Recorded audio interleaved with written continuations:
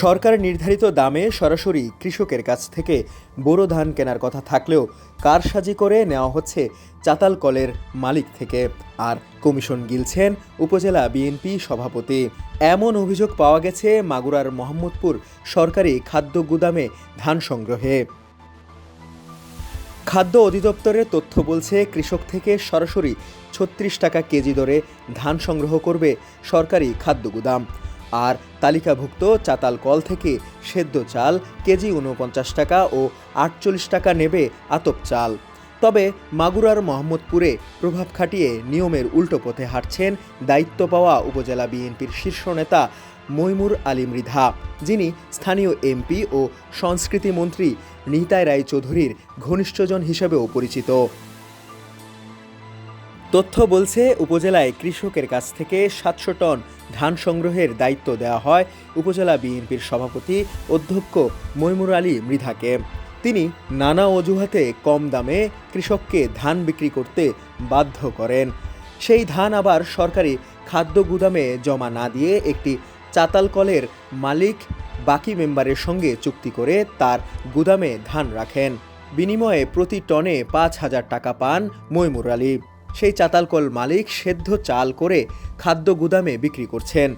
এক ঢিলে দুই পাখি, কৃষক থেকে কম দামে ধান কিনলেও কারসাজি করে কিছু ধান সেখানে অকৃষকদের তালিকা জমা দিয়ে সরকারের কাছ থেকে নিচ্ছেন কেজি ৩৬ টাকা।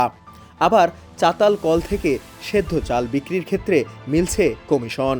দাম দিয়া দেবে, ধান লোকে তো এখন তো রেলি সিজন ময়েস্টার নেবে দিয়া দেবেন না, নতুন তো দেবে না ভাই। মোটা দাম দেবো ১১২০ টাকা। তারিখের দিলাম লোকে ৪,০০০ টন দিয়েছিলাম, আর আমরা সব খরচ করতে আমরা করেছিলাম।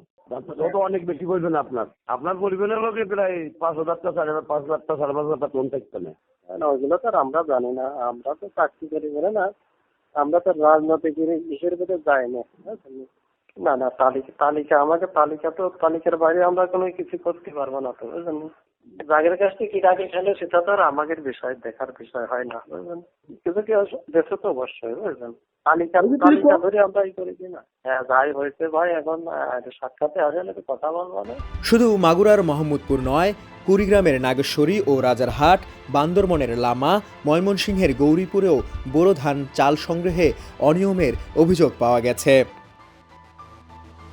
খাদ্য মন্ত্রণালয় ও খাদ্য অধিদপ্তরের তথ্য অনুযায়ী চলতি বছরে গত মে থেকে ৩১ আগস্ট পর্যন্ত সারা দেশে চলবে এ সংগ্রহ কার্যক্রম, যেখানে প্রতি কেজি ধান ৩৬ টাকা, সেদ্ধ চাল ৪৯ টাকা এবং আতপ চাল ৪৮ টাকা দরে কেনা হচ্ছে।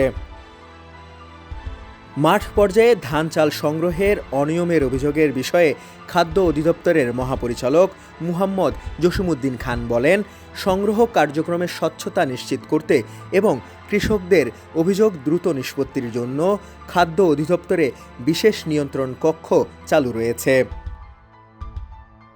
বিভিন্ন এলাকায় ব্যবসায়ী ও মিলাররা কৃষকদের সঙ্গে প্রতারণার মাধ্যমে সরকারি গুদামে ধান সরবরাহ করছেন।